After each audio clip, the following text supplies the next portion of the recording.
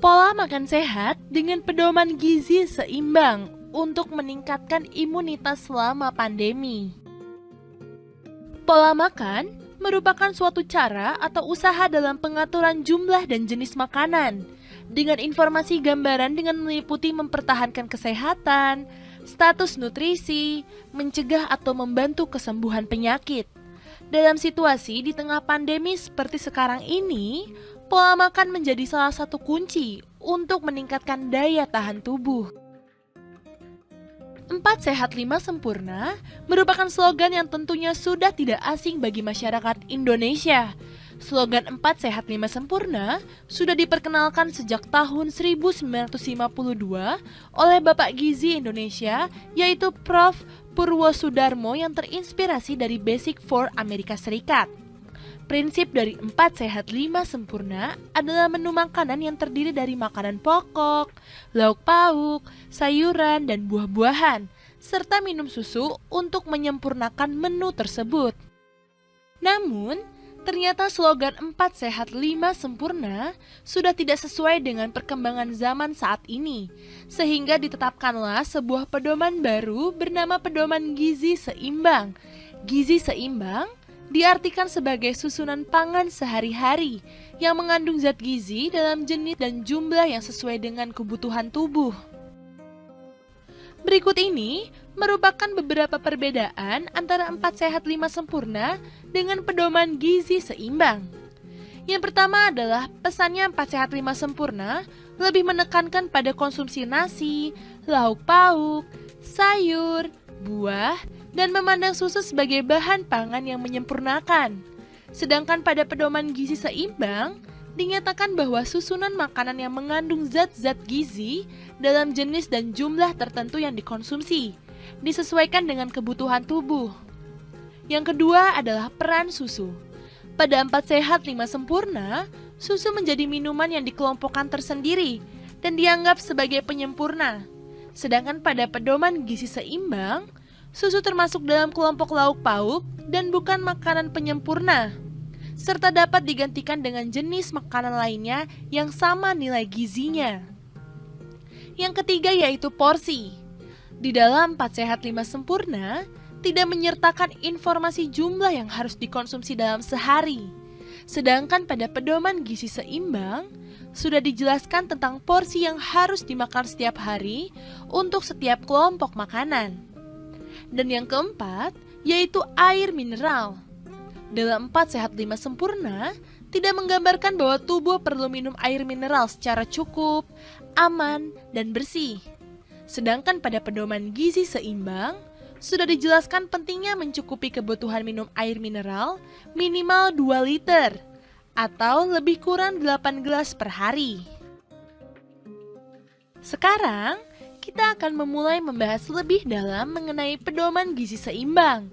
Pedoman gizi seimbang didasari atas 4 pilar, yaitu mengkonsumsi beraneka ragam pangan, membiasakan perilaku hidup bersih, melakukan aktivitas fisik, dan memantau berat badan.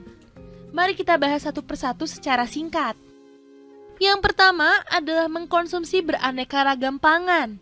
Keanekaragaman pangan adalah aneka ragam kelompok pangan yang terdiri dari makanan pokok, lauk pauk, sayur, buah-buahan, dan air, serta beraneka ragam dalam setiap kelompok pangan.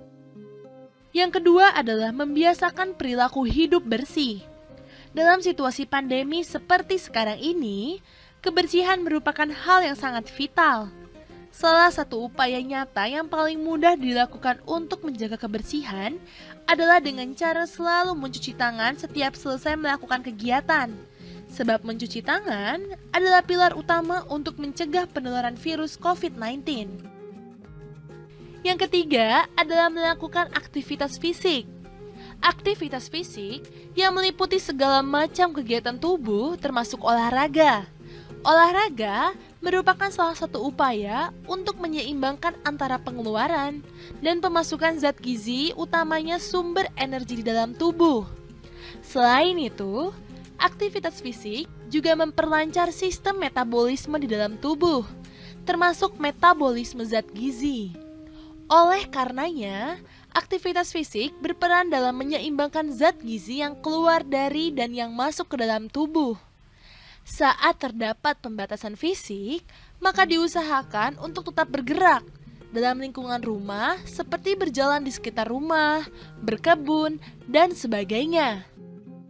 Yang keempat adalah memantau berat badan. Pemantauan berat badan dapat menggunakan indikator IMT atau indeks massa tubuh yang dapat dihitung dengan menggunakan rumus sebagai berikut. Untuk orang dewasa, nilai IMT normal berkisar antara 18,5 hingga 25,0. Pada video ini akan dibahas lebih lanjut mengenai prinsip pertama, yaitu mengkonsumsi beraneka ragam pangan. Keanekaragaman. Yang dimaksudkan beraneka ragam dalam prinsip ini, selain keanekaragaman jenis pangan, juga termasuk proporsi makanan yang seimbang, dalam jumlah yang cukup dan tidak berlebihan serta dilakukan secara teratur. Cara menerapkan prinsip ini yaitu dengan mengikuti ilustrasi yang disebut Isi Piringku. Isi Piringku merupakan kampanye Kementerian Kesehatan tentang acuan sajian sekali makan yang digaungkan sejak tahun 2017. Terdapat 4 kelompok makanan dalam satu sajian makan, yaitu makanan pokok, lauk pauk, sayur-sayuran, dan buah-buahan, serta ditambah dengan minum air putih. Makanan pokok merupakan makanan yang menjadi sumber karbohidrat. Contohnya adalah beras, jagung, mie, sagu, kentang, dan singkong. Porsi dari makanan pokok yaitu 2/3 dari setengah piring, setara dengan 150 gram nasi atau 3 centong nasi. Lauk pauk merupakan makanan sumber protein. Terdapat 2 macam sumber protein, yaitu protein hewani, contohnya daging, ikan, telur, susu, dan olahannya. Dan protein nabati, misalnya kacang-kacangan, dan olahannya seperti tahu dan tempe. Porsi dari lauk pauk ini yaitu sebesar 1/3 dari setengah piring, setara dengan 1 butir telur ayam ukuran besar atau 100 gram tahu. Buah-buahan merupakan sumber vitamin dan mineral yang banyak sekali manfaatnya bagi tubuh. Porsi dari buah-buahan yaitu sebesar 1/3 dari setengah piring, setara dengan 150 gram pepaya atau 2 buah jeruk sedang atau 1 buah kecil pisang Ambon. Sayur-sayuran juga merupakan sumber vitamin dan mineral bagi tubuh, terutama karoten, vitamin A, vitamin C, zat besi, dan fosfor. Porsi dari sayuran yaitu sebesar 2/3 dari setengah piring, setara dengan 150 gram atau 1 mangkok sedang.